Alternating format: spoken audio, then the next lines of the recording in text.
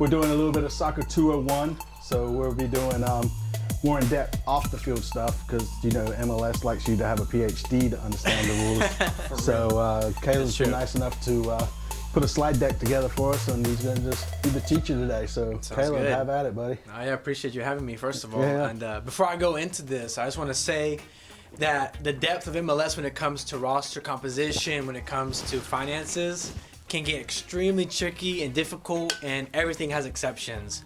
So it's impossible for me to cover absolutely every off-field aspect in one slide because you're always going to get scenarios where I just can't go through them all. This is impossible. But I will give you a general knowledge of the whole process, the different types of contracts, to where if an announcer says, for example, oh, this player here just got bought down and is no longer a DP player, you know what that means. Because to people around the world, or who are even soccer fans, they have no idea what that means. You know, you have to really know the MLS terminology and all that, and that's what you'll learn today.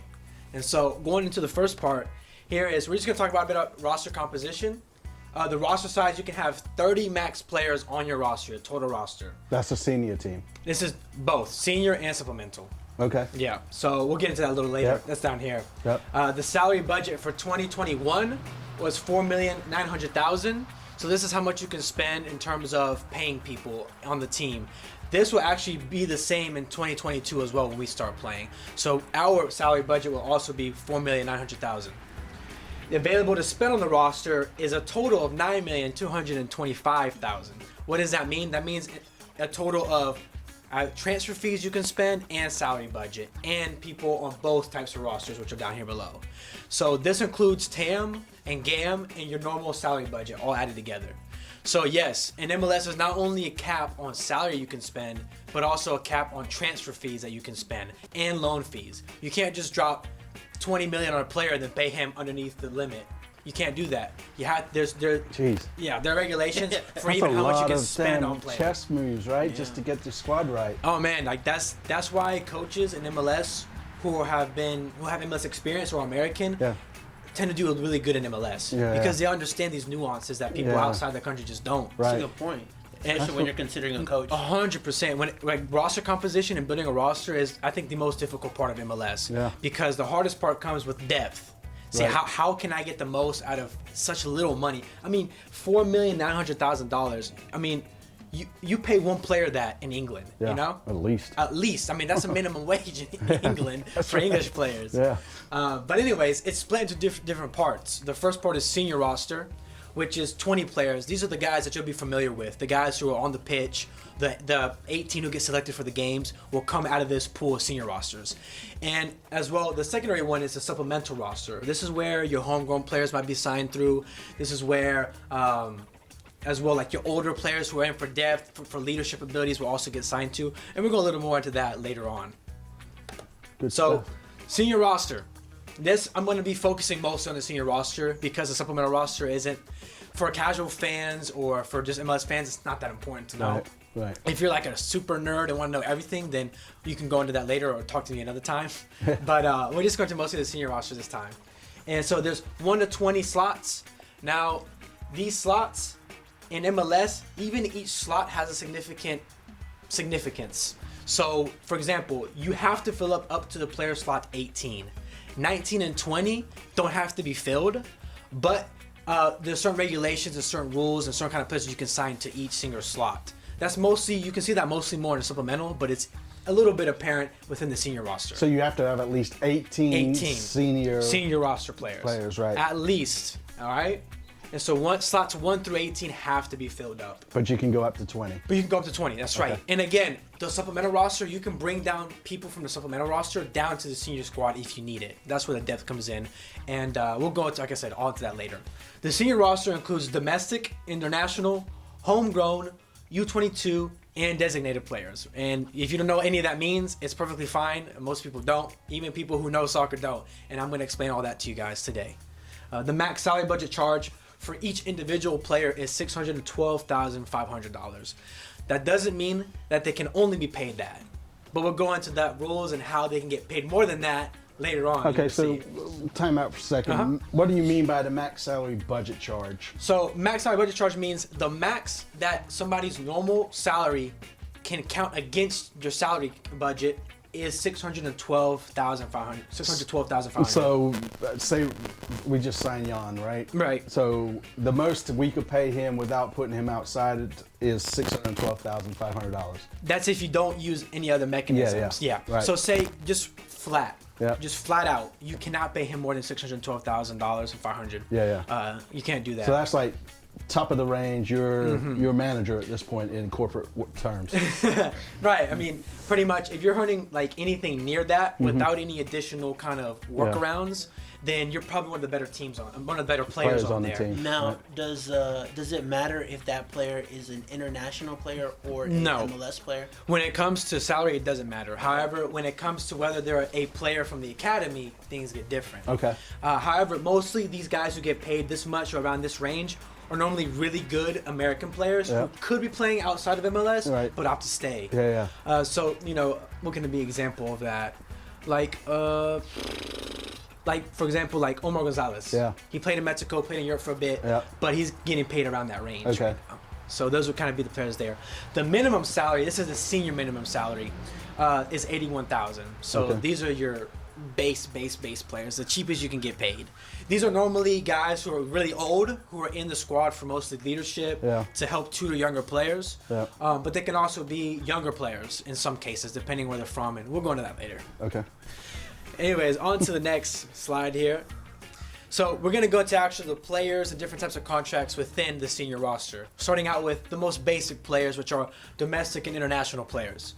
Domestic players it's pretty common sense in this case. They're either U.S. citizens, they have a green card, or illegal refugees, or homegrowns. So homegrowns are normally attributed to academy players. They're academy players who come through the academy and get signed by the first team. However, you can be a homegrown who's not from the U.S., who's not a citizen, but still be counted as a domestic homegrown. And we'll go into that when we talk about homegrowns.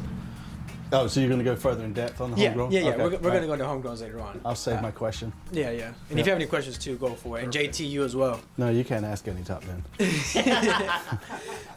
Next up is international players. Now, these are any players that don't qualify as any of these right here. And these are limited to 8. Oh, forgot to mention that domestic has no limit. You can have as many American players or citizens or... So international for now would be like Sergio and then Riley.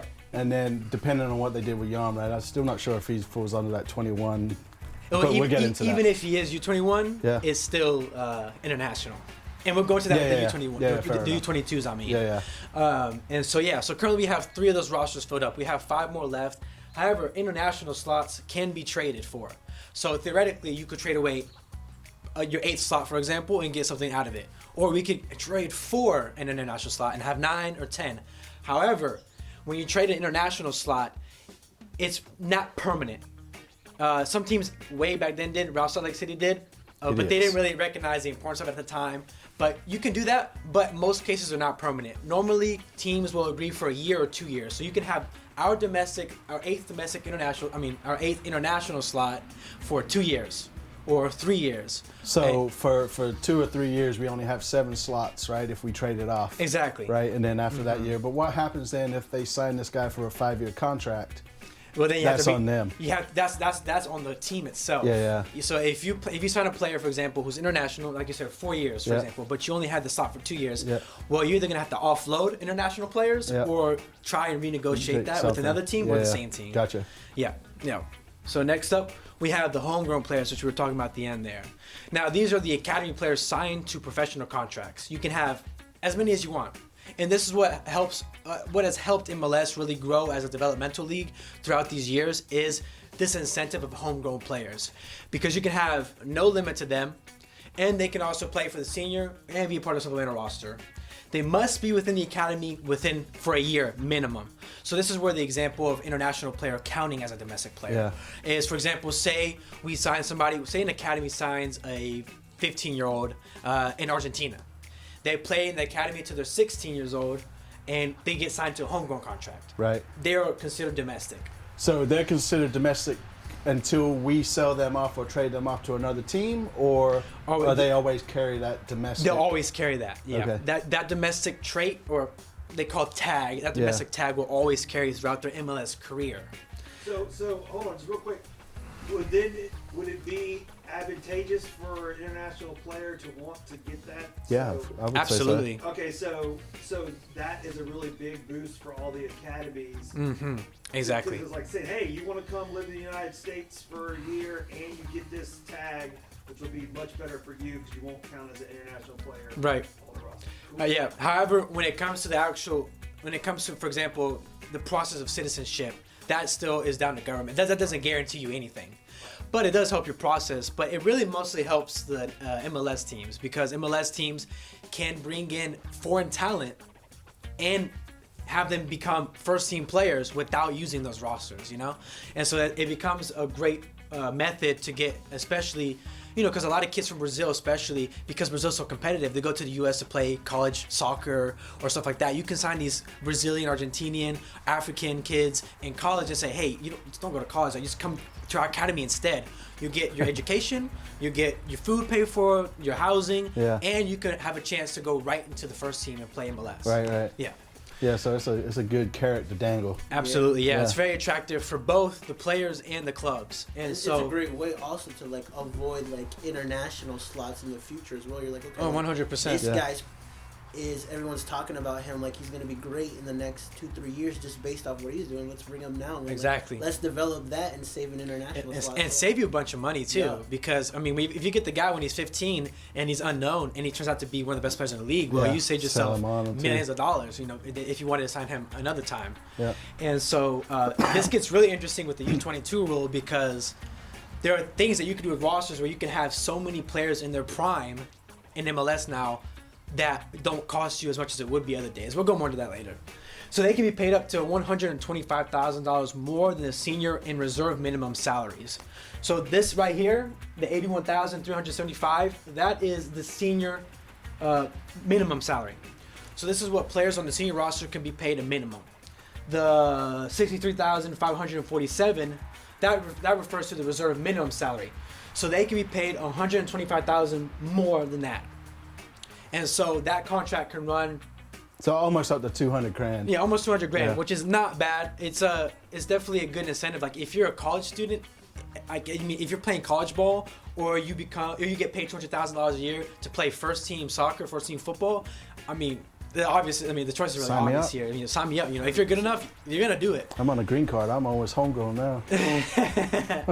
and so yeah. So it does provide a decent financial benefit for homegrowns as well. So we can keep them around, because chances are getting paid $200,000, you know, in the smaller European leagues isn't very common. For example, Sweden, Belgium, places like that. If you're a brand new kid on the block, you're just coming in as your first professional career, getting paid $200,000 a year and playing first team is solid. That's really solid. And it's also great for the club itself, because they save money as well. Potential for sell-on as well. Exactly.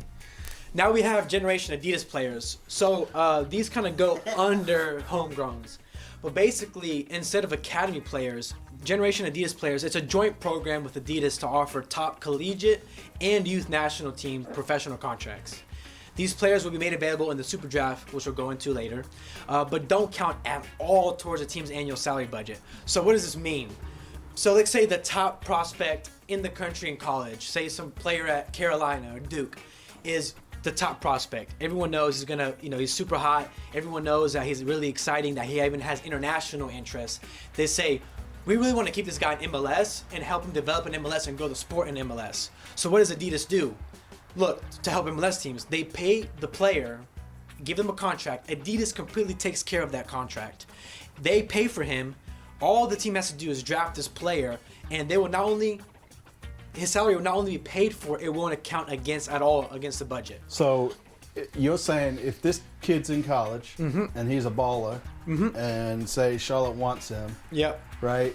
Adidas can come in, pay that kid while he's in college. Yep, Say, exactly. we got you, man. Here's X amount of dollars. So he won't actually get paid during college because that's illegal. Yeah. But he'll get paid, boom, like right after college. He's guaranteed a contract. Okay, so there's no money exchange. Do they like say if we come in and he's like a junior in college and we decide we kind of want him, but we're gonna wait until he graduates? Does Adidas like keep some sort of bank account where they pay him for 2 years and when he comes out he gets the full amount, or is it legally? No. Right. I don't know how they go about that. It's not so much like the NBA or the NFL where these prospects really have. There's a bunch of background deals going on. I mean, because in most cases, college students are normally not the best of the best out there.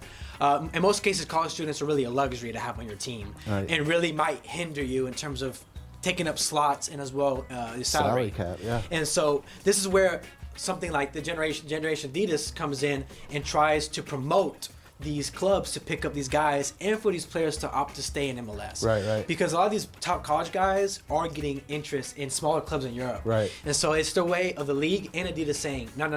Stay in the league, we'll pay you good, and for the club who gets you, we won't have to pay. You won't have to pay a cent. It's like he's not even on your roster. So is there a salary range that these Adidas kids get? I'm not sure about the salary range at all. Just free sneakers? It is more than homegrowns though. How does it work with what team gets what player? I mean, The draft. so Adidas- Draft, okay, the Super Draft. So Adidas says, hey, we've got 12 players. And, Yeah. Okay. So normally it's like 3 to 5 per year. These are our top guys. You get them. You don't have to pay a cent for them. We'll pay for the contract, and you get a young, exciting prospect in the U.S. Right? What's like the main benefit of Adidas here? Like just to get, I don't know, a player. Yeah, well, I mean, what kind of what? what kind of kickback I guess are they getting from the MLS? Absolutely. Yeah. So how Adidas benefits from this is, keep in mind, unlike other leagues around the world, the MLS is a single entity, and the teams are owned by MLS. Right. And who is the main sponsorship for MLS? Okay. Adidas. Okay. So if young, exciting players are staying in the league and increasing engagement and maybe getting kids more excited about the league, then it's growing the league in general. And so if the league grows, Adidas also gets more publicity and grows within the soccer community in the U.S. I can I see guess that. maybe the MLS might not charge them as much too to advertise, right? No, Compared fanatics. I'm sure, deals, for example, the Adidas deals with European clubs in England, I'm sure are way bigger more. than maybe the whole of MLS. Yeah. So that wouldn't surprise me. And so it's a very low risk thing, very low cost, because these aren't like young kids in England or in Spain that get paid millions. Like they're just paying them like. That's a pretty good idea though, because it does give that college kid, like you said, more reason to want to stay in college. Plus, Stay in within the MLS. US. Yeah. Yeah. And I'm sure like they've budgeted out. Okay, we could do 500,000 for 3 to 5 players or 4. So that's chump change for Well, Adidas, this is the though, thing. right? Yeah, that's what I'm saying. They're getting paid more than homegrowns for sure. Right. These guys are definitely getting paid more than homegrowns. And which is, you could argue that most homegrowns, Philadelphia Union, for example, they trade away all their draft picks every year because I think the sporting director came out and said recently, he was like, yeah, we give all our draft picks away because we've gone to these college camps and these players are just not anywhere near our academy players. Right. So we just find no value in that. Yeah. They have no place in our team. So, Right. So that's what can happen. Yeah. Do you see that becoming a hindrance in the future though? People already started to say the draft is useless. Yeah. You can't get good players, but that's just completely false because the Columbus Crew, if you're familiar with the Columbus Crew who just won an MLS Cup, one of their key players was Darlington Nagbe, and arguably the best player in MLS. He was a draft pick. Players like Dempsey were draft picks. Right. Even recently, I can't remember his name, but the right back for New England, he's also a draft pick, was a full-time starter. They made it to the semifinals with a college player starting for them. There's very much still plenty of talent in MLS. And the advantage of getting for example, a college player is it costs you nothing, and you don't have to put in resources like the academy. You don't have to feed them. You don't have to, do all this stuff, pay for the facilities. They get developed by somebody else, and you just come in and swoop them. Yeah. So it's like finding a diamond in the rough almost. Exactly, yeah. And it's super low risk. And a lot of players, though, some develop, like, they get better as they get older too, yeah, versus being like 100%. that 19, 20-year-old kid as well. 100%. And while yes, not all college, you won't find gems in every class, or you won't find 10 gems in one class. But it's such a low risk thing. Yeah, You're using nothing for it. But you could have the potential of a first team starter. So when the union is trading theirs off, what sort of thing are they trading theirs off for? We'll get into that later. Aye. I thought about everything. Don't worry. Yeah. I got you, Lee. All right, buddy. All right. Counting on you. Up next, the big designated players. This is a phrase that you're going to be hearing thrown around the league all the time. Oh, they got to sign a new DP player. They're down to only 2 DP players. They just signed a big DP player. You're going to be hearing this all the time. But what does a DP player mean? It's a designated player. And there is no limit or any kind of maximum, nothing for 3 players on a roster that you can spend whatever you want on and pay them whatever you want. So you have 3 slots. However, the 3rd slot you do have to pay for, and it's $150,000 that you pay directly to the club. Not to the club, excuse me, to the league. Yeah, so does that hit your budget for your, you got that max budget for your salary cap, right? Exactly. Right. So take the max number, which was 400 and something thousand, minus 150. And exactly. Exactly correct. And where does that 150 go? Because it doesn't go to any team. It goes to the organization. It goes to the league. The league actually distributes the built-up GAM that teams pay for, or the money that teams pay for. They use it in a pool where they give it out to teams who only have 2 DPs. So you do get extra money if you don't use a 3rd DP. But in most cases, that's just not worth it, because DPs are guys, like I said here, that are superstars. They're players that you build your team around, and it can single-handedly win you games. Yeah. These are players the players that you first think of MLS are DP players, or designated players. Who do you think of first? Vela. A couple years ago, Ibrahimovic. Yeah. Javinko. Beckham. All these guys. Yeah. All the first people that come to mind, the headline players in MLS, are the majority of the time, I would say 99% of the time, DP players. So these are players that can win you titles single-handedly and completely change your organization. So they're very valuable. So you were saying if I don't use that 3rd slot, right? If I want to use a 3rd slot, it's going to cost me at least $150K. $150,000. If I don't use it, I get paid $150K for not using it? Exactly. You do get financially rewarded for not using it. That amount gets put in a pool that they then distribute to the teams who haven't used it. Right. So the price, how much it could give you, can change depending on how many people didn't use DPs. If the majority of the league didn't use DPs, you're definitely getting 150 for sure. Right. Okay. Yeah. And so teams do get paid an additional amount for not using a 3rd DP slot. However, like I said, it's very much worth doing, and something that is very key to any success of any MLS club within the league. Yeah, I don't see the point in not using it. Yeah, if you don't use it, you're really shooting yourself in the foot. Yeah. However, like I said, these players, designated players, can get paid whatever they want. You can pay as much as you want. But this comes directly straight out of the pocket of the club. So Teppo, we expect Messi, Ronaldo, Lewandowski. Yep, there we go. There's Polish our 3. partner right there. Yeah. Yeah, so I mean, this comes directly out of the club's pocket. They are the ones in charge. They are responsible, and they take all the risk when it comes to signing a player. So if a club cannot continue paying a player through a contract, for example, we sign a player, we're paying him $1 million a year. The club can't financially do that.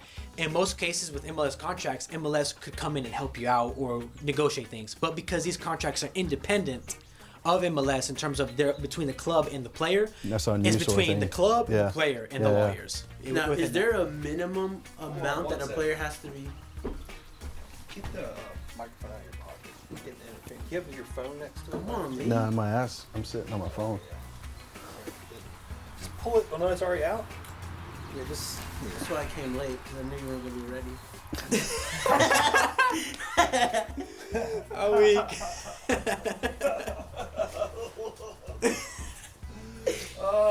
Are we gonna let Top Ben sit in here anymore? We're live. This is gonna be a great friendship. All right. You call it a friendship. I call it an enemy-ship. No, that's stupid. Nah, that's when Carry he goes on. to Raleigh. What's that? Oh That's yeah, where he goes that to Mr. Raleigh. Raleigh, old treason boy over there. We're gonna use him, Now abuse him, and 9, kick him off the road. baby. Yeah. Anyways, So carry yeah. on. Oh, I had a question. Yeah, what's up? So technically, is there a minimum in terms of what's considered a DP? Yeah. Yeah, there is, yeah. So in order to qualify as a designated player, you have to be making more than the minimum amount we talked about earlier, which was, I think, 612,500. 612,500, I believe, was the amount. Yep. You have to be getting paid more than that. However, just because you get paid more than that does not mean you're a designated player. And like I said, in most cases, if you get a designated player who's getting paid less than that minimum, then you wasted your money. Because the chances are he's not very good. Yeah. You know, I'm not saying, your salary. But you wouldn't even call him. him a designated player at that point, right? No, exactly. Right, and I guess. No, the only way you could is if you paid a really high transfer fee. I got you. So if you pay a $5 million transfer fee, that's like, that can get you past your max amount that you can spend. So you could theoretically pay $10 million for a player and only pay them $500,000. Yeah. So, to your point where you said like I'll let you go on. I think you're going to start talking about TAM and all that other stuff. Yeah. So we'll just keep moving for now. Sweet. All right, up to next. This is the exciting one for me. The new I like this rule. U22 initiative, aka Young Money. Yeah, Young Money. Young That's what Money. they actually call it. That's what they call it. I know that's what they call it. Yeah. So I'm going to let you go through this, and then I've got some questions about this. Definitely, yeah. I'm sure that many people have questions, and hopefully I can answer them. That Young Money. Folks, that was a crisp $20 bill. Fresh from the bank. That's right. He was working today. Hey, we are minted, aren't we? We are minted. That's true. Yeah, That's right. So where's our 20s? I left them in the future. In the future. So, anyways, the new U22 initiative, like the Homegrowns, like the Adidas contracts, is another initiative or another incentive for MLS clubs to invest in youth players, to bring in more youth guys, and to further develop the league as a developmental league and as a selling league. That's kind of the direction that the league is going in right now, getting young players from around the world or within the United States and developing them within the league and then selling them off. So to further incentivize teams in doing that, this new U22 initiative was created. So it's, like I said earlier, commonly known as Young Money. Seriously, yes. You would hear announcers saying Young Money. You would hear MLS journalists call it and address it as Young Money. So the Young Money initiative, so when you hear that in the future, it's this right here, the U22 one. Right. So, go ahead. No, I'll let you go. So what it is players under 22 can be signed for whatever transfer or loan fees. So this actually goes back to what we were talking about with the DPs. Yeah. I said a DP could technically be a $10 million player, but you only pay $500,000. That was a problem before because you don't want to. Teams wouldn't go for players like that because, well, you're wasting a DP slot. Right. And so this is where the U22 Young Money comes in. A player would be classified as a U22 player, a Young Money player, if that was the situation. Yeah. So nowadays with this new rule, that player who gets bought for $10 million and gets paid $500,000 would be a Young Money player. Yeah. So I'm not sure where the next slide's going. Does this continue on the next slide? Yeah, there's one more. Okay. Yeah, there's one more. I'll let you finish. So anyways, they can be signed for whatever transfer or loan fees. But unlike DPs, because I saw people throwing around this idea of like, oh, this is just 3 more DPs. No. You can't just pay them what you want. You know, you can pay whatever transfer fee or loan fees, but you can't give them unlimited salary budget. So the max salary for them is set at $612,500. And so, but regardless of pay, we'll only hit the salary budget. This is the big part. We'll only hit the salary budget at $150,000 or $200,000 depending on age. Okay, so if I'm paying him $612,000, and you're saying it's only going to hit 150% of my budget. Exactly. So it's funny money. Meaning, yeah, I'm paying you $612,000, but on the books, I'm only getting charged for $150,000. Exactly. Okay. Exactly. You explained that well. Yeah. So, and this is similar to the Homegrowns. The Homegrowns only always count max as $150,000 to the salary. Yeah. So this, for me, I kind of see this as a homegrown for foreign players, right? But older and more developed. It isn't for me. It's really the most realistic way of seeing it is a mixture, an in between of designated player and homegrown. That's like the best way to see it. It's just it's an in between in that. And so, like Lee was saying earlier, it will only affect the salary from $150,000 to $200,000. So it'll only be on the books counted as that, even though they're getting paid more than that. So like an example, just to throw something out there, would be like there's a young Argentinian prospect, 21 from Boca that we're looking at, say in the future. Yep. Charlotte FC could pay $4 million in the transfer fee. That's right. And he could, the max contract that player would give would be $612, and he would be considered young money. And he'd be considered a young money player, and it will only hit the budget as $150,000 to $200,000. Now, these rules, and just a quick disclaimer, these specific things we're talking about now when it comes to young money are still in the works. These are the ones that have been reported by by the major MLS outlets and seem to be kind of set in stone, but things could change when the season starts. But these look to be like what's set for the season upcoming, and this starts this season. So right next month it's going to be we're going to start seeing more of these players and more of these signings. And so an example of that is Chicago Fire and other teams that have already been kind of getting ready by getting a 17-year-old from South America, who's very exciting. But anyways, the cool thing about this, and what I was talking about earlier, was theoretically with this new young money rule, if you time it correctly, you could have 3 DPs in their prime and then 3 U22 players in their prime playing at the same time. Yeah. So where if they develop properly, you could really be having 6 DP quality players playing at the same time. Right. Which makes this really exciting and really gives an extra set of depth when it comes to building that composition. Well, of it the also roster. brings the age of the league down lower. to, Exactly. yeah, yeah. 100%. That's the whole plan. And because of this next part here, which is they can maintain the status till 25 years old. You can have theoretically, if you time it right, 3 25-year-olds who have developed well, are known and proven in MLS, have been doing well in MLS, have gotten used to the league on top of 3 DP players, and have 6 guys who are just top quality in the league. So it's going to be really exciting to see what teams come up with, how teams take advantage of this. Yeah. Because now making the squad is important, and figuring out the complexities and all that, and making a good balanced squad in MLS. But now with this, there's a whole other element. Like, how can we really get the most out of the U22s? Yeah. And so on to the next one here is teams will be allowed to sign either 1 or up to 3 young money players. So I said you can have 3, but there is exceptions when it comes to who can have those 3. Teams that have 3 DPs over the age of 23. So Toronto FC have Bradley, have Pozuelo, and have Altador as their DPs. These guys are all old, like above 27 years old. They can only sign 1 young money player. So it gives us something to think about this offseason. Like, do we want to really keep one of these guys and not have 2 more slots for the U22 players? Yeah, so my question would be, right, there's certain rules, though, that makes you a young money guy, right? Meaning you have to be in the academy. I mean, you have to be under a certain age for at least a year. So with that, you cannot be turning 23 at all in your first year of playing. Of your contract with the club. So if you sign a player who's, for example, initially I thought Soboczinski would be a U22 player.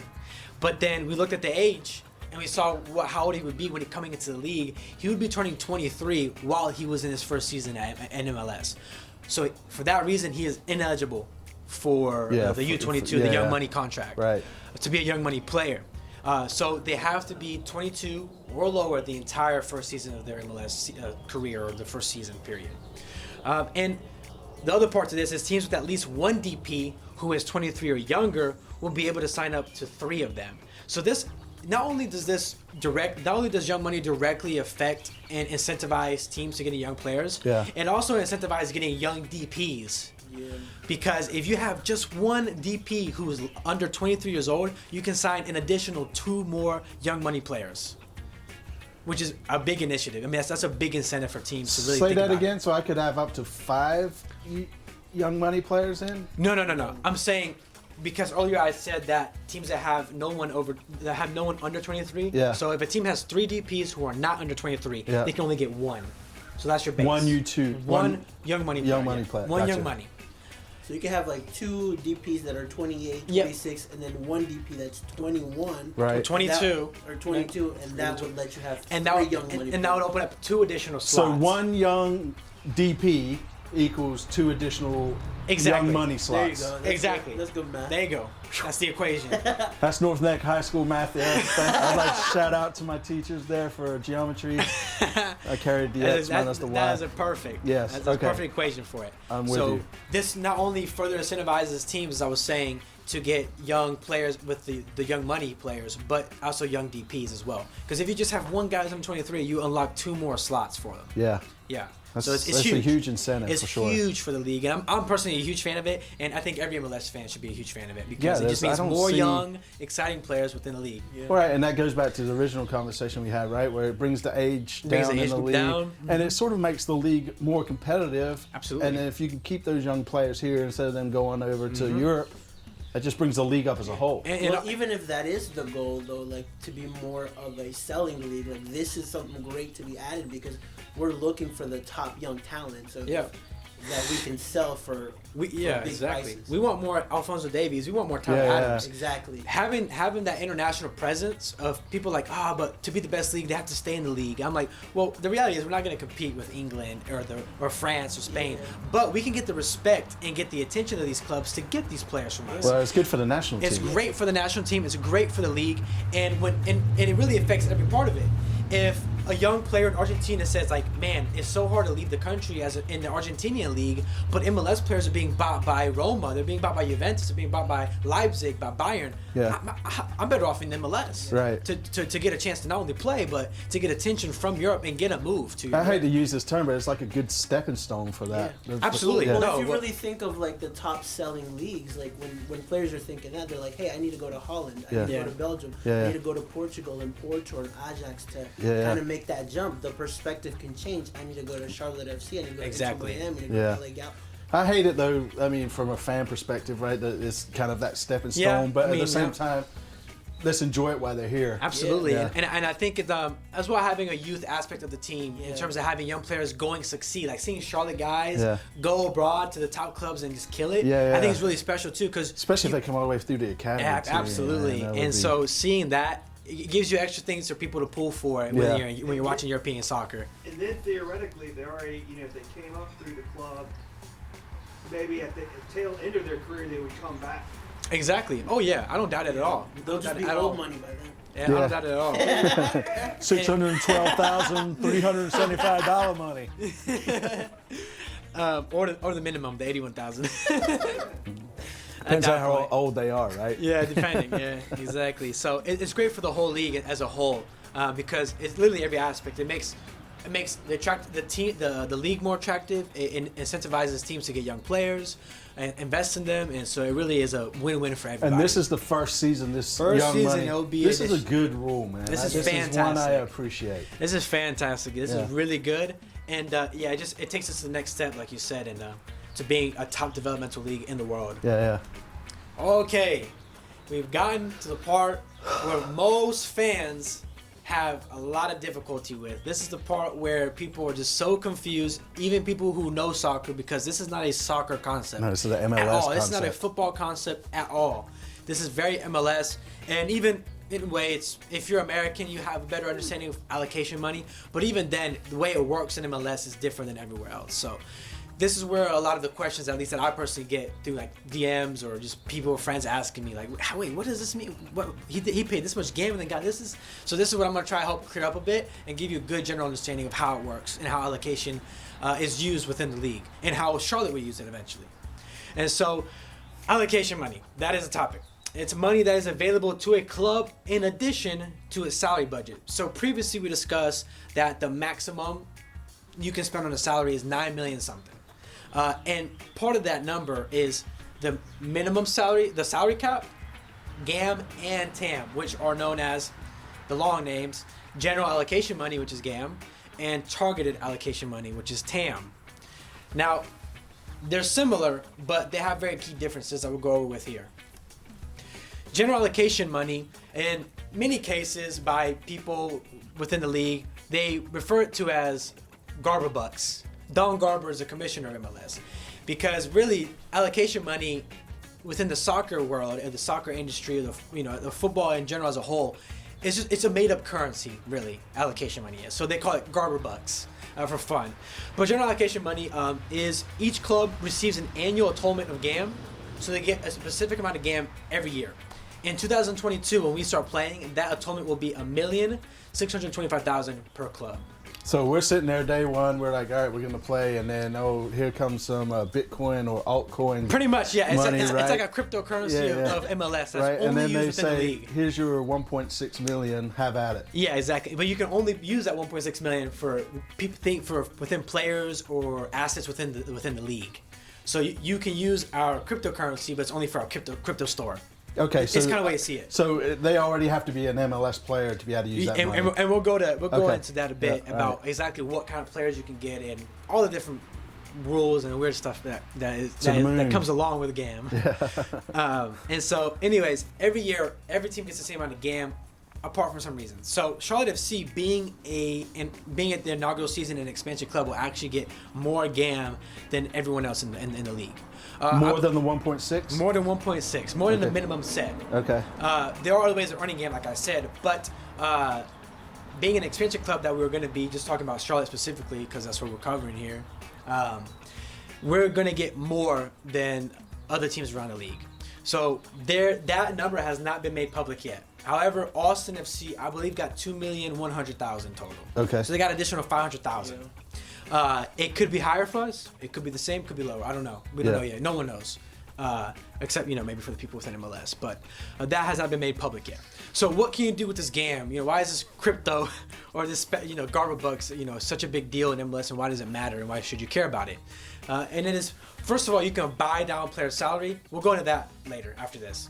You can re-sign MLS players. You can include it in trades. So for those of you familiar with NBA or American sports in general, NBA, NFL, you can trade players. You can trade international roster slots that we discussed earlier for GAM.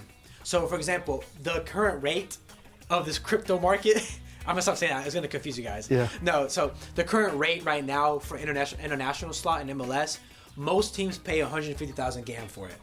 So that's kind of the rate that most teams are paying right now. So if I wanted to buy an international slot from Top Bin, the going rate right now is 150,000, which I can use this general allocation money to purchase that. That was in the MLS. If you're an MLS team. Okay. I'm talking about the slot, not the player. Yeah. So the slot. Yeah. Oh. And so, for example, so if I want to get a slot, like for example, Zoran, our sporting director, says, man, I really want this Croatian player, but we have no more space for him. Well, okay, that's fine. We'll give on an international spot level. Yeah, international spot level, exactly. Yeah. He could say, let's go to Austin FC or Tennessee and see if they're willing to give up our international roster slot so we can fit in this player in. Yeah. So he would give 150,000 GAM to the club, and they'll give him the international spot. Gotcha. Okay. However, if the international spot lasts more than 1 year, the slot will pay more GAM. So most cases, this isn't in every case, I'm just going the average rates here. Most cases, for example, if you want that slot for 2 years, you may have to pay 300,000 GAM. Yeah. And 3 years, 450,000 GAM, And obviously, the negotiations between clubs. It isn't a set in stone.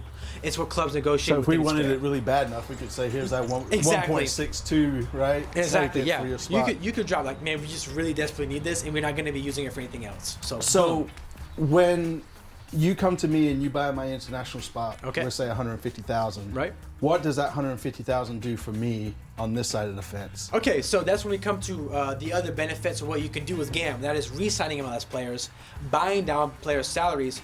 So I'll go to that a bit later, but just real quick, you can make guys who get paid $700,000 actually only count as $500,000 in the books. So basically cooking the books again, for lack of a better term. It can help you balance the books, exactly. Yeah. As well as offset acquisition costs. For example, if you pay, say you only have a limited amount, like say you have only $500,000 to spend on the player. Yeah. But this player's going to cost $700,000 to acquire, to bring him to your club from an outside team. You can use a GAM to offset that 200 extra thousand that would go past your limit in order to bring that player in. Gotcha. So you can also use it for signing players, loan and transfer signings. So that's like the best example I can So give. like Brand could be considered a GAM buy? Yeah. We could have paid GAM for him. I don't know what we paid. I think we just gave away a roster. I'm not sure if there was any money on the side. What I just saw was I'd hate to be an accountant though for an MLS team, dude. I had to be. Anyway, here's the regular books, here's the black books. That's it. All right, this is what we're actually paying. This is what. There's like a 1.6 million difference here. What's going on? Don't worry about it, right? Don't worry about it. GAM has got it covered. Yeah. You go to jail to get the best guy. The GAM has got it covered. This guy can really cook the books. I want him. Old Bernie, whatever, right? That's funny. Man. You were able to hide how much money? Yeah. For us. You're perfect for MLS. That's right. Yeah. We're gonna tell you we're paying you $1 million, but here's 500,000. Well, hey, just for the audience, it's completely legal. All right, just clarifying. Yes, it's all completely legal. It is just very strange. And also, one thing to keep in mind as well, unlike TAM, GAM has to be used every year, all of it. You have to use every single penny of it every single season. So what happens if I don't? You get charged a fine or you get penalized. So they would take that maybe out of next year's money? I don't know. I actually have no idea what the penalty is. Right. But pay the penalty out of the game. But the thing is, another cycle thing. Yeah. because Jesus. it's just such a rare occurrence. I mean, I can't remember the last time No, any team I got mean, penalized. a lot of these players now and a lot of these teams, because the amount of their salary and all that, It's all increasing they're naturally. using this. Oh yeah, big I mean, time. That's, they're desperate for GAM. Yeah. I mean, they're desperate for yeah. GAM. If you're not using it, then you're FC Cincinnati or something. Exactly. Or you're Colorado Rapids, or you're around Salt Lake City or something. Yeah. Who just don't care about the club. Yeah. That's But right. anyways, on to the other part of this, which is a TAM, which is, oh, never mind. We're going to after this one. So what is buying down? This is really, really important because you'll hear this a lot with commentators, with reading MLS articles. What is buying down? What does that mean? So the best way that I can explain it is just to give you an example. And that example is a player's salary, for example. There's a player's salary is $700,000, which exceeds the minimum, which is the maximum, of that $612,000. That exceeds it. So you have to find some way to either you have to make him a DP player, or find some way to maybe renegotiate a contract or whatever it may be. However, this is where buying down comes in. So the player is being paid $700,000, but you want to bring it down to $500,000. The club may buy down his salary budget charge from $700,000 to $500,000 using $200,000 of GAM. So what does this mean? It doesn't mean that he doesn't get paid $700,000. It means that in the black book, and with the records, what the league sees as a salary budget, it means that this player will no longer be listed as counting against $700,000 of his salary budget. Instead, it'd be $500,000 because you use $200,000 of your own GAM to make that price go down on the salary budget. Make sense? Yep. And so, again, keep in mind, this does not mean that they're going to be paid $200,000 less dollars. It just means that on the books, it will show as only $500,000. On the books for the club, For the where club. the MLS is really paying the So salary anyway. It's better to say like more in terms of the requirements of what the MLS needs to meet, not like the exactly. legal requirements. Right, yeah. With the MLS, yeah, exactly. People are gonna be like, "Whoa, what's wrong with MLS?" No, but it makes sense, right? I mean, essentially, hey, Caleb, you know, we've agreed to pay you $700,000, but because it takes you outside my salary cap, Right. I'm going to use my GAM to buy you down for the club. Yep. But the MLS is still going to pay you your money. Exactly. Yeah. So we're just passing money, right? Exactly. It really exactly, and that's really the most important part of GAM because because of GAM, that $4,900,000 salary cap can be stretched a whole lot further. Yeah. You know. So essentially, I mean, if you really wanted to say it, right, they get $5 million plus 1.6, right? So they're getting, you know, 6.6 million salary cap. Yeah, pretty much. Right. Yeah, pretty much exactly. And really, and when you include TAM, it can rise to $9 million. Yeah. But And the U22. in the U22s, yeah. We need to invent a board game or something. If you come up with the Monopoly version of MLS, man, That'd be sick. it's like you won. No, you didn't. I've got this GAM money over It's here. like I I'm have still 200 in that it. you don't know about. Wait, I thought he was a U22. You go back to jail. That's right. Yeah. And you just gotta wait till we see- start getting in TAM. We're not even. We're still talking. You know, surf. This is still pretty simple stuff. So the Once point- TAM gets in, it gets even more complicated. So you got to make sure you watch this episode like 5 times. Yeah, get your recap in That's there. it. Rewind, and then Sure, start yeah. back over. But anyway, so that's how GAM works. And so, so theoretically, you could have a lot of salary space, a lot of salary cap that's further than that $4,900,000. However, a lot of the time, the GAM is also used to acquire players within the league. Gotcha. So that's one of the big differences between GAM and what we're going to go talk to in TAM. GAM is used to re-sign players within the league already. So yeah, GAM equals MLS player. MLS only. Yes. MLS only. Yeah. So when you think of GAM, think of like, okay, I can only work with it within MLS players, stuff like that. Certain, transfers and stuff within the league. All right, next to targeted allocation money. So targeted allocation money is optional. You don't have to spend this money. This money is given to every team. It's available for every team, but it's completely optional unlike GAM. You have to use all the GAM, but you don't have to use all of TAM. And so in 2022, it'll be $2,800,000 $800,000 available for each club in 2022, like I said. So the season we start playing, we'll have an additional $2,800,000 to spend. The club can do whatever they want with it. And what can they do with that? We'll go into it here. So if Tepper never used any of this money for like 10 years, he'd almost have his expansion fee back. Well, it doesn't stack every year. Oh. Yeah.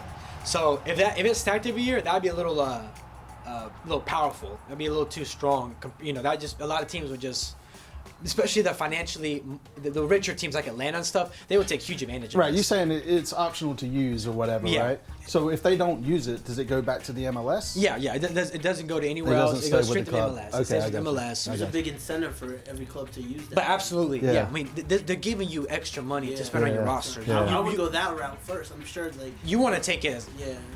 Yeah, I wanna wasn't use sure if it was like something I could just bank and be like, yeah, you know, I got to buy that new car this year. No, I wish. I mean, I'm sure that owners will wish. Yeah, PSL tickets. But with some of these MLS owners, man, if they actually got to keep it for themselves, they will keep it for themselves. Oh, 100%. You know, Yeah. Real Salt Lake City. But he's gone. Anyways. So with that said, this is just additional money that the club is giving you to give you options and to give you breathing room. In fact, a most recent example of using this was Alton FC. They acquired this guy named Alex Ring from New York City FC, who was their captain and one of their best players and one of the best midfielders within the league, one of the best box-to-box midfielders within the league, if not the best one. And they paid, I believe it's $900,000 in TAM to acquire him. So now New York City is sitting on the two, whatever they have in their account right now, plus that additional $900,000. And so what can you do with TAM though exactly? What's the difference between TAM and GAM? First, you can buy down DP contracts. Unlike buying down contracts with GAM, you can't buy down DP, designated player contracts with GAM. That can only be done with TAM. So we'll go into DP contracts and what that means and how that is different from buying down a normal contract from a player in the next slide. But you can sign new players like from internationally. You can use this money straight up to sign players from around the world. So going back to your New York example, could they have mixed both TAM and GAM money there since that guy was already an MLS player? If his contract was running up, they could have. Right, okay. But because it wasn't, he still had a couple years left, they couldn't include any GAM in that. Gotcha. Yeah, because GAM is used for players to re-sign players, is what I'm saying.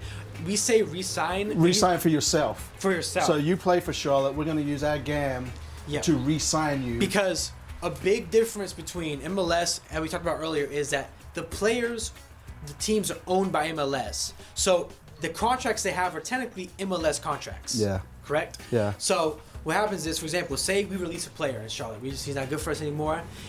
If he wants to stay within the league, he has the opportunity to be re-signed by any other club. Right. With a GAM. Okay. Yeah. Okay. So a club can re-sign them with a GAM. This isn't like other soccer where they re-sign him to the same club. You can be re-signed to the MLS but to a different team. Gotcha. Yeah.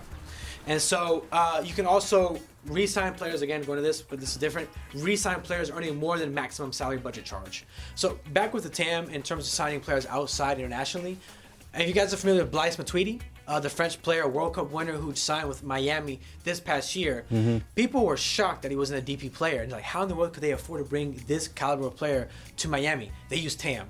They practically blew the majority of their TAM the whole to bring budget. in Matuidi. So that's an example of bringing an international player that you just couldn't bring in on a normal situation, but you don't want to spend DP money on. Gotcha. So it's a good in between for players. That was a smart move on Miami's part. It was really good. Even though his season was alright, he got better as the season went along. It's definitely great. I mean, just experience and quality. on he paper brings. at least. Absolutely. No, I mean, it was one of the best. Before the season started, it was considered the signing of the season. Yeah, I mean, 100%. To get a player like that from straight from Juventus. Yeah. This isn't like he wasn't in some retirement league in a small league or in a small team in France. Right. He was from Juventus straight to MLS. Yeah. Well, it just opens up in terms of like the creativity to get a great player. That's what it's allowing every other club in the MLS to look at. Oh wow, like they pulled it from Juventus, great World Cup winner. That's something that, however they negotiated that, every other MLS club can learn from.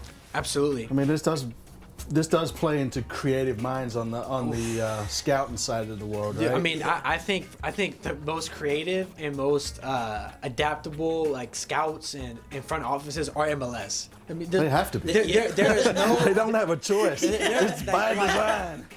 If an MLS front office guy went to a team in Europe, he'd be like, "Man, this is slight work. All I gotta do I is can just offer sign this him- guy, and yeah, this guy, and that's this guy, it. I and just this gotta guy." offer him money. I just need the coffer be big enough, right? Yeah, exactly. I just Yeah. gotta offer a contract to the club in their mind. Like, Yeah, that's easy. great. Like in this world of people that work in this, Yeah.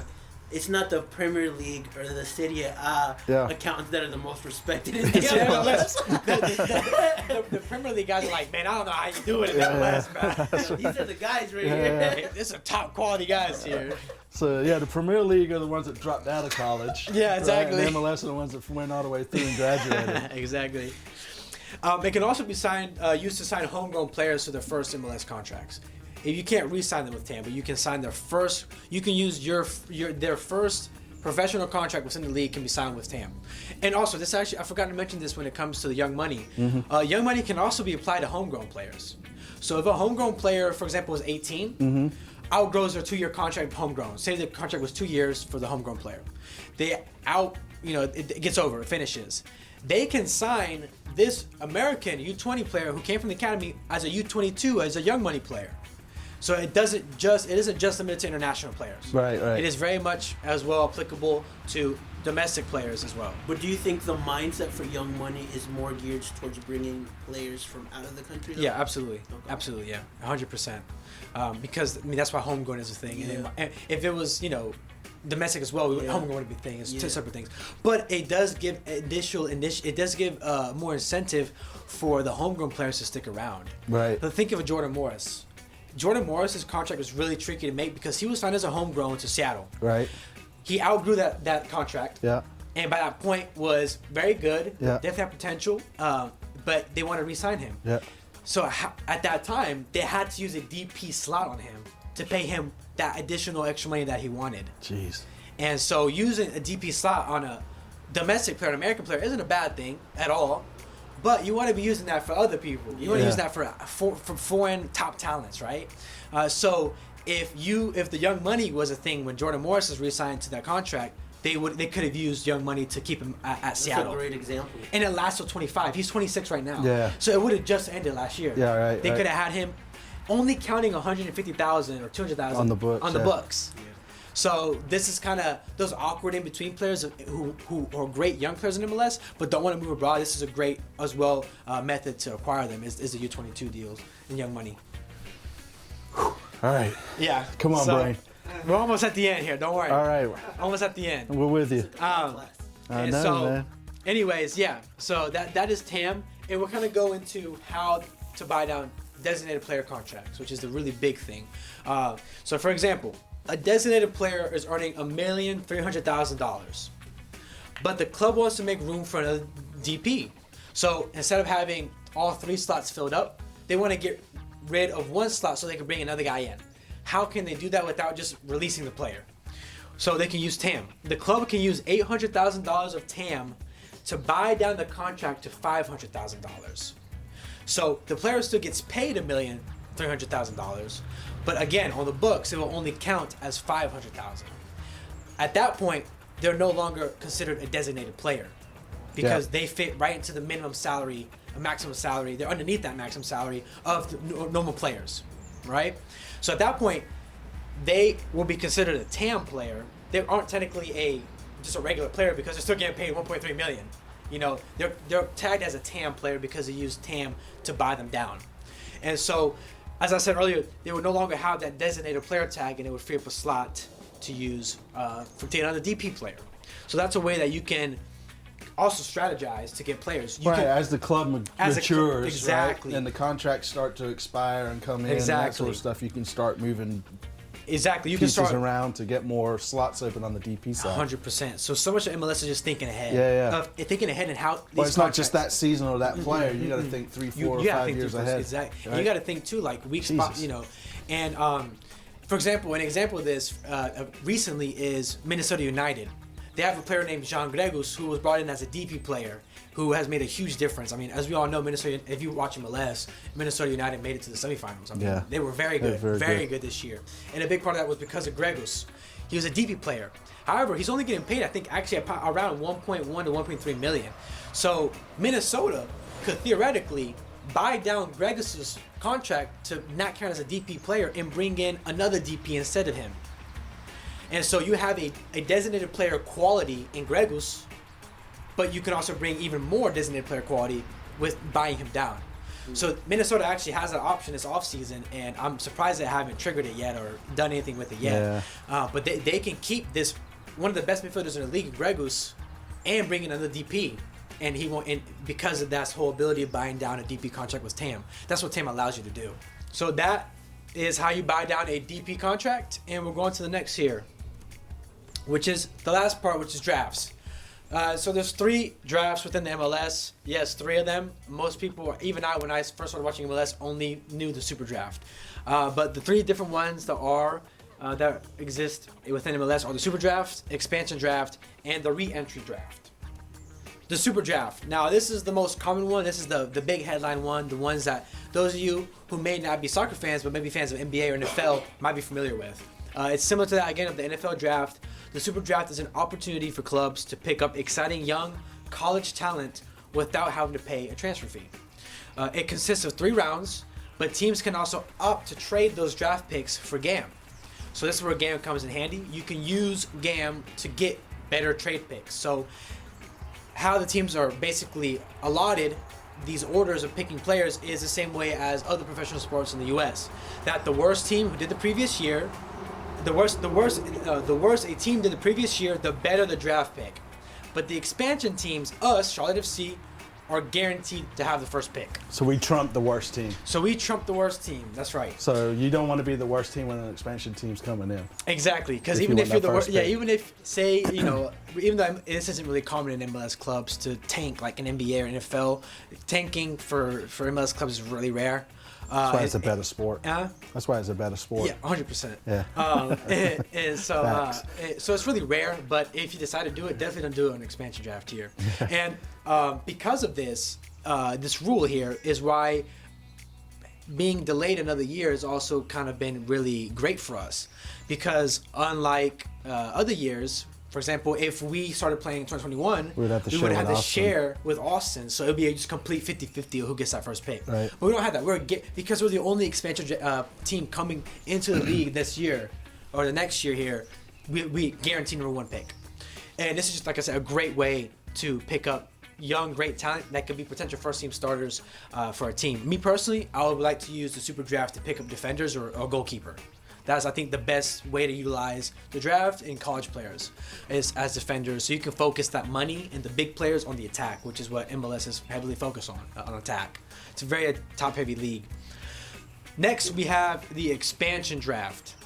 So this is unique to only expansion teams. So if we were not an expansion team, I would not be talking about this. But we are.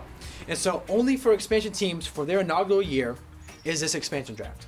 It consists of 5 rounds, and the club can select any players off other teams in MLS who are not protected. Can only, though, select 1 player per team. You can't just raid LA Galaxy or Atlanta United and just take out all their key players. You know? Like let me get Joseph. Appreciate it. Y'all did all the hard work. You can't just go and raid a club and take out all their depth. Like, we can't go to Atlanta and the guys, the 3 subs they use every game, we can't just go in and grab those 3 guys for us. It'd be nice, but it's not allowed. There's also, as well, you notice that I said unprotected. Teams can only protect a max of 12 players. So there are 12 players that teams can say, you cannot touch these guys, and the team cannot. And that's going to be tough for that team. Like a team that's already established, right? You've kind of all right, you kind of built some depth, and then here comes Charlotte. We're like, thanks. However, but like I said, it's only 1 player though. That's true. So a lot of people have this assumption that they can just go in and just take all your depth. Yeah. Well, it's only 1 player per club. Yeah. So you may lose your best bench player. And not even your best bench player, because theoretically your 12th player that you protect is your best bench player. But you will lose you will lose some depth. Maybe your second, third best. Like you said, it's only 1 player. It's just 1 player. It's not really going to cripple you that bad, right? That's the whole reason of that rule is to stop that from happening. Your team's being crippled for the season. You just lose your whole depth. Right. And I feel like they found a happy median because, they can pick a decent player that's on the MLS, fringe, right? A fringe player. And like, okay, like Exactly. you're not losing that much. Yeah.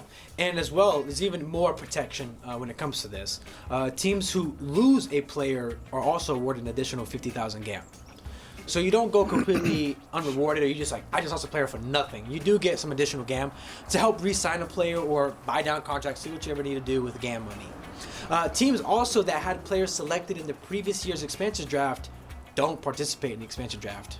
So, example, most recently, there were 10 teams excluded from the expansion draft for Austin FC because they had players selected. And so, for example, say this year's Austin's came into the league, right? Say Austin picked a player from Galaxy. Yeah. Okay? I actually don't think Galaxy were eligible to be in this thing, but just say Galaxy for example. Say Austin FC want to sign a player from Galaxy. They get that player from them. The next year, which is 2022, our season, we are not allowed to get any players from Galaxy because they already lost one the last expansion draft. Does that make sense? Yeah. So there will be, we don't know the exact number of teams yet, but there will be a certain amount of teams that are just, we cannot get any players from. Right. Period. And so that's also another little extra level of protection because it would kind of suck if every year you're getting a team, say example, a team that does invest a lot in depth, like Atlanta or like Seattle, like Columbus. You know, every year if you're using one guy in their depth every single year, that's gonna build up and it's gonna hurt. So that's also to protect that from happening. So, to your point, we joined the league in 2022. 2023, we got like St. Louis coming in, right? Would they be able to hit us up that year? Yes. Okay. They would be able so to hit you're Charlotte automatically in that expansion draft as a club. who had the expansion, who you entered the league the year before. Yeah. Because no team is taking from us. However, things get a little murky if there are two expansion teams in the expansion draft. So how does this work? Like I said, another big advantage of playing a year later than what we're initially meant to be is we get the expansion draft for ourselves. We don't have to compete against another team.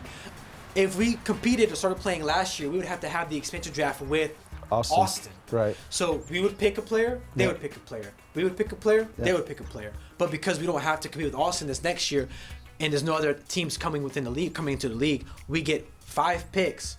Every round is going to be us. Right. So going back to if we had joined this year in Austin, right? If Austin picked from LA, we couldn't come in and pick from LA because they've already lost. Correct. That. Right. 100%. There you go. Yeah.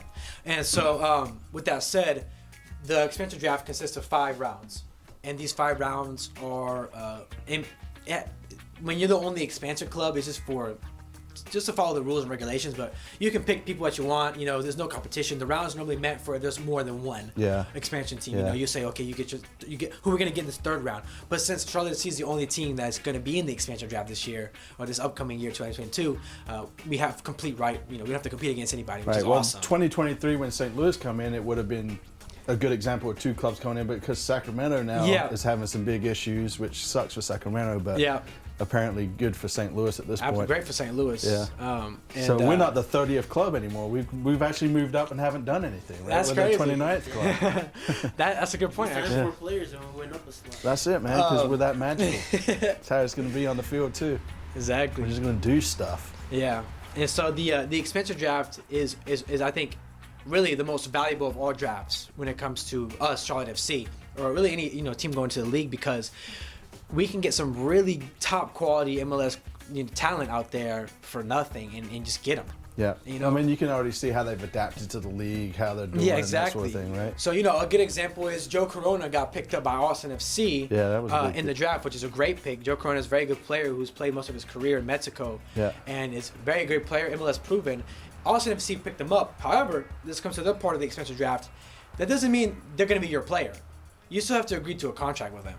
Well, that gets into where Austin had some troubles there, right? Where they couldn't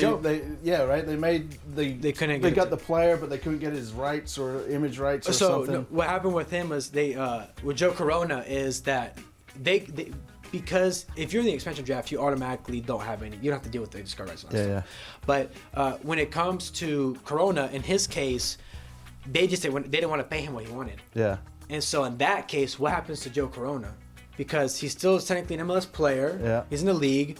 he got picked up by the expansion, but he didn't agree to a contract. So where does he go now? Yeah. And that's what the next part is. He goes to the re-entry draft. See that? That was a good segue, man. You guys are welcome, man. We're almost professional. Top quality content. So he goes into the re-entry draft. So this gives teams a chance to select an experienced MLS players who have not agreed to a new contract, aka Joe Corona, with their current club but may want to stay in the league. So Joe did want to stay within the league. Yeah.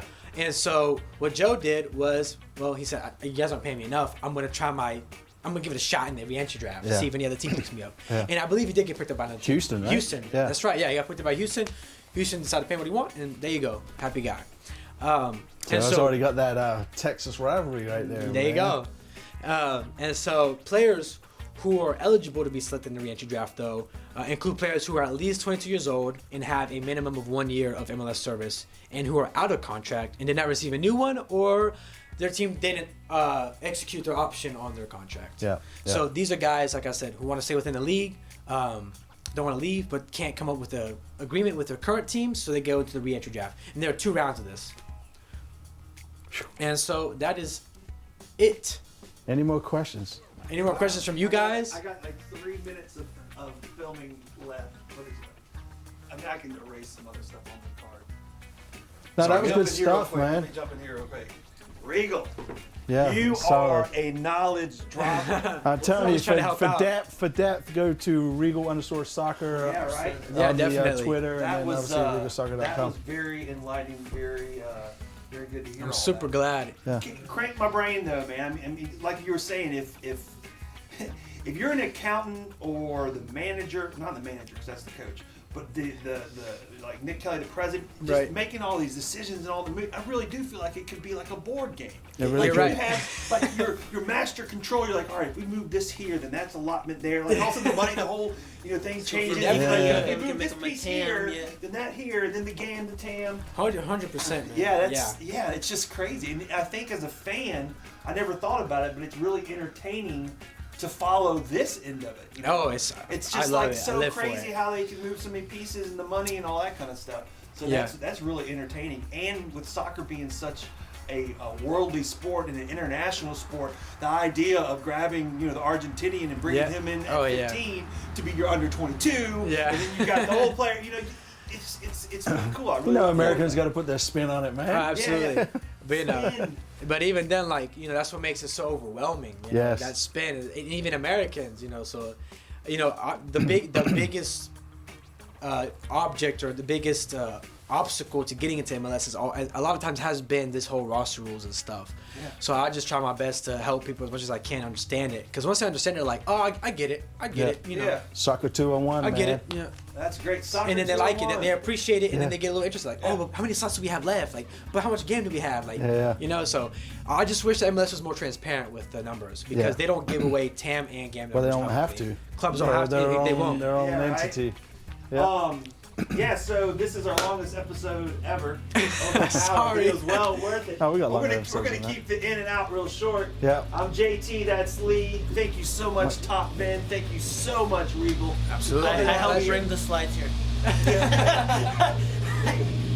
Regal needed a ride, and Tom Ben picked him up. But no, He's a Uber this driver. was really, really good stuff, and I hope y'all appreciated it. And stay tuned.